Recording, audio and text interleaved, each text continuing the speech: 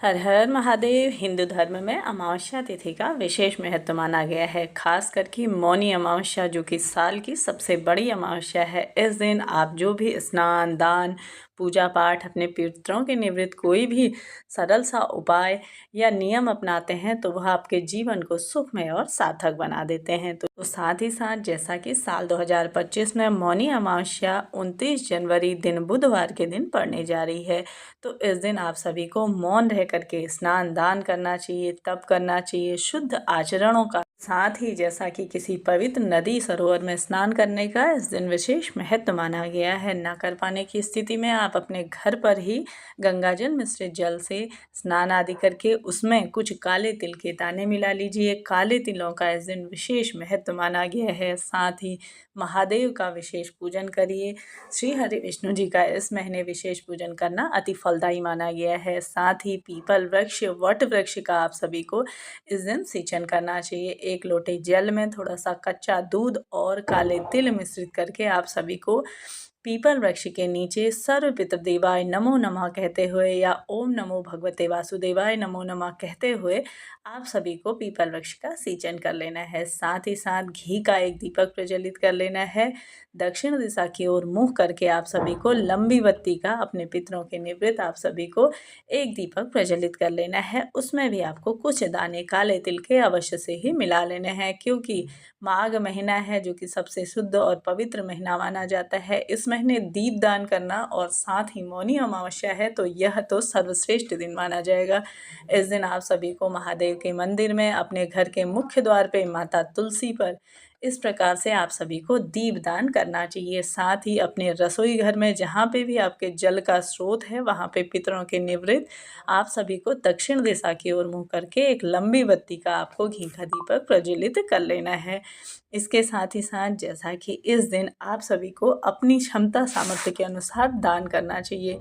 दान में आप गर्म वस्तुओं का दान कर सकते हैं, गर्म वस्त्रों का दान कर सकते हैं। सबसे ज़्यादा तो महत्वपूर्ण अन्नदान माना गया है। तो जो भी आपकी क्षमता सामर्थ्य हो, या तो आप अग्यारी के माध्यम से तर्पण दान, भूदान, गौदान, वस्त्रदान, क्योंकि माना जाता है कि दान के भी अलग अलग नियम हैं। अपनी जिस तरह से आपकी हारी बीमारी परेशानी उस प्रकार से भी आप दान कर सकते हैं। या देखिए, गौदान का महत्व माना जाता है कि मोक्ष और मुक्ति के लिए गौ का दान किया जाता है। साथ ही साथ काले तिलों का दान किया जाता है गृहस्थ जीवन को और नक्षत्रों को, ग्रह नक्षत्रों को बाधाओं से मुक्ति दिलाने के लिए किया जाता है। के साथ ही साथ घी का दान करने से माना जाता है पारिवारिक जीवन सुखमय और सार्थक बनता है।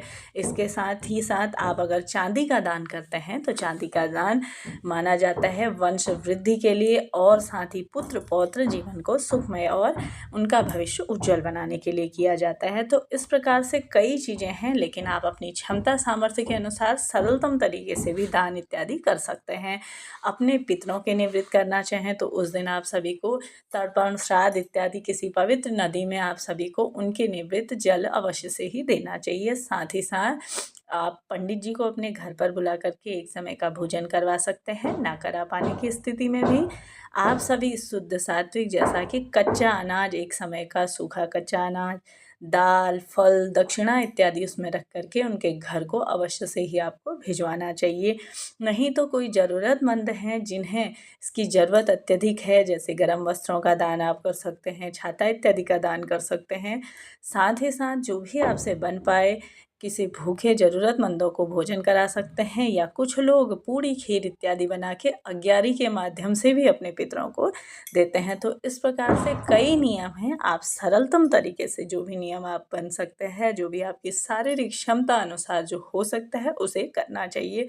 सरलतम तरीके मैंने बता दिए हैं। आप चाहें तो किसी पवित्र नदी सरोवर में कर सकते हैं, या अपने घर पर ही गंगाजल मिश्रित जल से स्नान आदि करके भी कुछ सरल से नियम अपना सकते हैं, जिनसे कि आपको पूर्ण फलों का प्राप्ति होती है। साथ ही साथ इस दिन आप सभी को अपने घर पर ही, जैसा कि वट वृक्ष पीपल वृक्ष में तो आपको दीपदान करना ही है, साथ ही साथ किसी पवित्र जल स्रोत में भी आप दीपदान कर सकते हैं, क्योंकि इस महीने दीपदान का विशेष महत्व माना गया है। साथ ही आपको मौन रह के इस दिन व्रत धारण करना है, क्योंकि इस दिन पूरा दिन आप सभी जितना हो सके प्रभु के सरल से मंत्रों का स्मरण ध्यान कर सकते हैं, श्री हरि विष्णु जी के सरल से मंत्रों का। यह सरल से नियम मैंने आप सभी को बता दिए हैं। वीडियो आप सभी के लिए उपयोगी रही हो तो वीडियो को लाइक शेयर अवश्य करिए, साथ ही साथ मेरे चैनल को सब्सक्राइब करना ना भूलिए।